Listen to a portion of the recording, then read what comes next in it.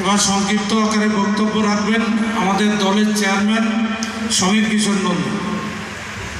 21শে জুলাইয়ের প্রস্তুতির জন্যে এখানে উপস্থিত আছেন আমাদের বনগাঁ সাংগঠনিক জেলার সভাপতি বিশ্বজিৎ দাস, এখানে গোবরডাঙ্গা পৌরসভার চেয়ারম্যান সহ অন্যান্য কাউন্সিলর, বিভিন্ন ওয়ার্ডের নেতৃবৃন্দ, কোর কমিটির সদস্যবৃন্দ এবং আপনারা সকলে।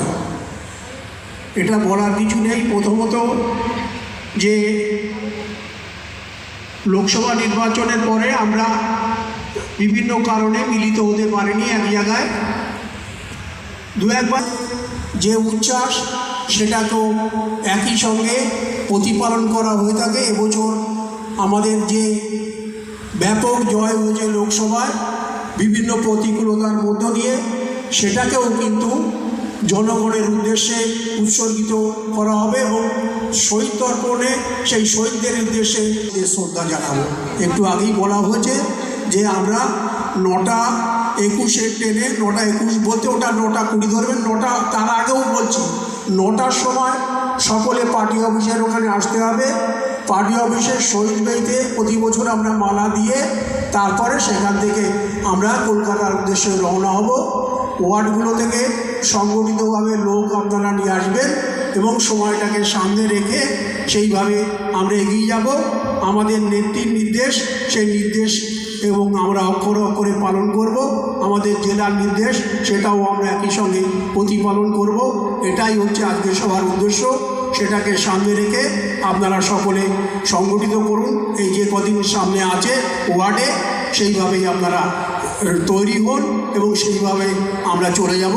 এটা বলেই সকলকে আর একবার অভিনন্দন জানিয়ে আমি আমার বক্তব্য শেষ করছি। জয় বন্দে মাতরম। তৃণমূল কংগ্রেস জিন্দাবাদ, মমতা ব্যানার্জি জিন্দাবাদ।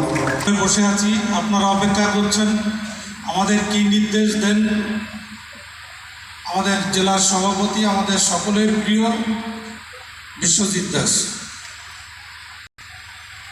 21শে জুলাই প্রস্তুতি সভা, যে সভায় উপস্থিত রয়েছেন গোবরডাঙ্গা পৌরসভার আমাদের সকলের প্রিয় চেয়ারম্যান এবং বনগাঁ সাংগঠনিক জেলার আমার সহসভাপতিও বটে মাননীয় শঙ্কর দত্ত মহাশয় রয়েছেন, রাজীব দা আমাদের অভিভাবক সম, সমীর দা রয়েছেন, সুভাষ দা আমাদের প্রাক্তন চেয়ারম্যান আমার অভিভাবক সম,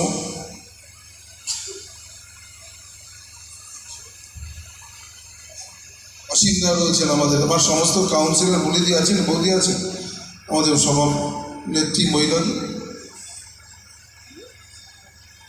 সংকল্প দা। সবার যেহেতু লোকসভা হয়েছে তার মধ্যে আপনাদের সাথে আমারও আর দেখা হয়নি, আমাদের সকলেরই বোধহয় প্রথম দেখা, তো একটি দুটি কথা আসে।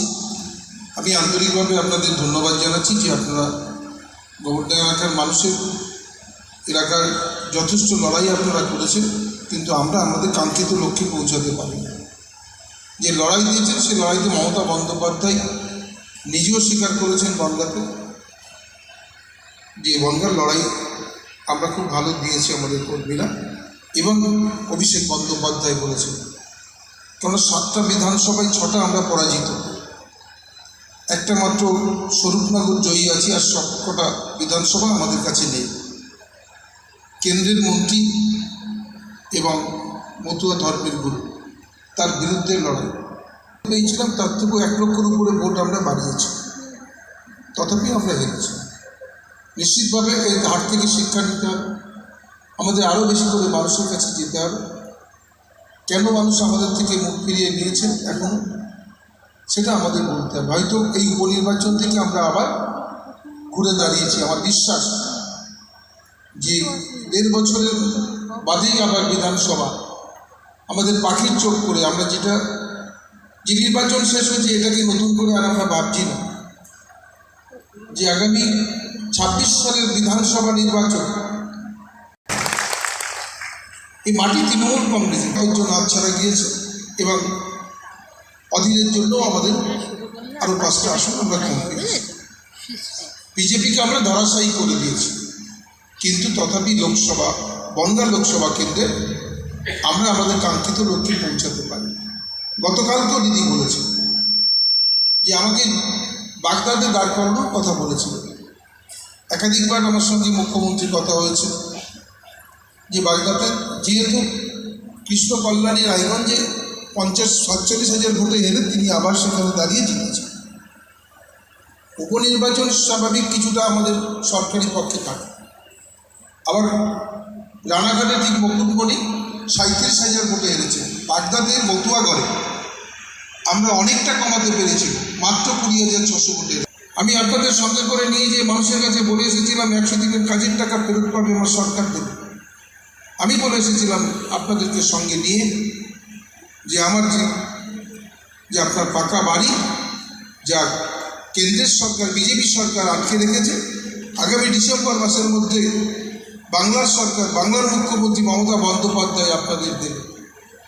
সবকটা কথা কিন্তু গত 1 বছর ধরে মানুষের কাছে গেছি বলেছি, তথাপি কিন্তু আমরা গোবরডাঙ্গায় জিততে পারি। এই নিশ্চিতভাবে এটার মধ্য দিয়ে আমাদের পোস্টমর্টম করতে হবে, এটা দিয়ে আমাদের ভাবতে হবে আমাদের ভোটটা কোথায় হচ্ছে। বিশ্বাসঘাতকতা করছে। আমি আপনাদের কাছে অনুরোধ রাখি যে নিশ্চিত তাড়াতাড়ি আমরা বেরোব। আপনারা একদম মানুষের কাছে আপনাদের পৌঁছাতে হবে, যেতে হবে, বলতে হবে। দিদি একটা কথা আমায় বলেছে, দেখ এই নির্বাচনে আমরা অনেকটা 1 লক্ষের উপরে ভোট আমরা বাড়িয়েছি। গতবার 5 লক্ষ সামথিং আমরা পেয়েছিলাম, এবার 6,48,000-এর উপরে এই লোকসভায় ভোট আমাদের 1 লক্ষের উপরে বেড়েছে।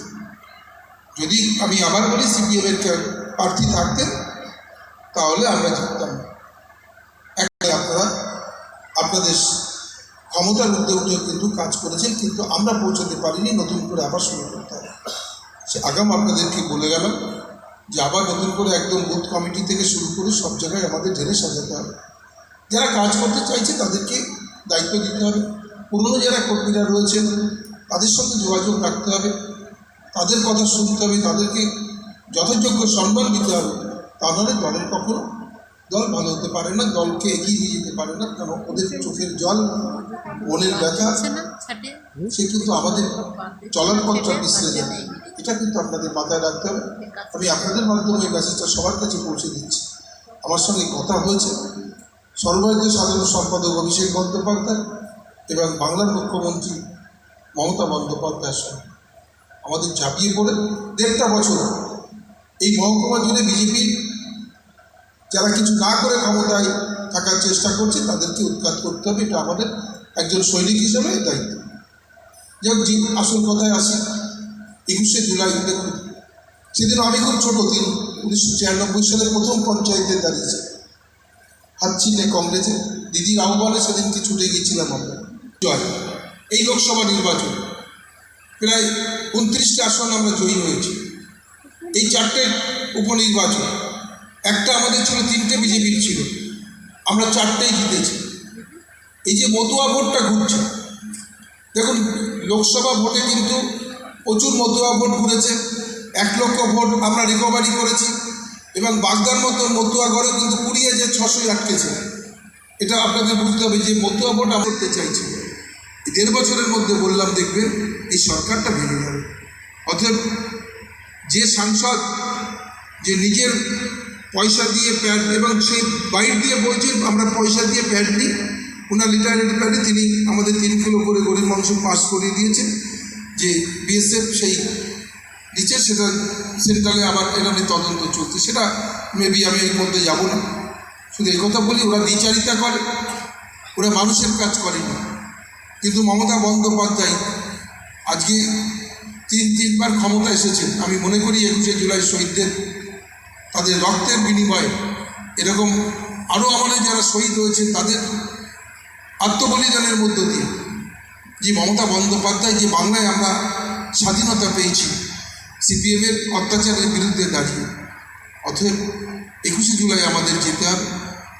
এবারের জয়টা আমাদের আরও বেশি হয়েছে, কেননা বিজেপিকে আমরা ধরাশায়ী করেছি। 29টি আসন লোকসভায় আমাদের মানুষ দিয়েছে, 4টে উপনির্বাচনে জিতেছি। তাই আপনাদের কাছে আবেদন রাখবো যে 9টা 22-এর ট্রেন এখান থেকে যাবে। যেমন বনগাঁ থেকে আমরা 8:08 থেকে শুরু করি, একটা ট্রেনে হয় না, পরপর 8:30 আপনাদের সাথেও আমাদের ট্রেনে কিছু মানুষের দেখা হয়ে যায়।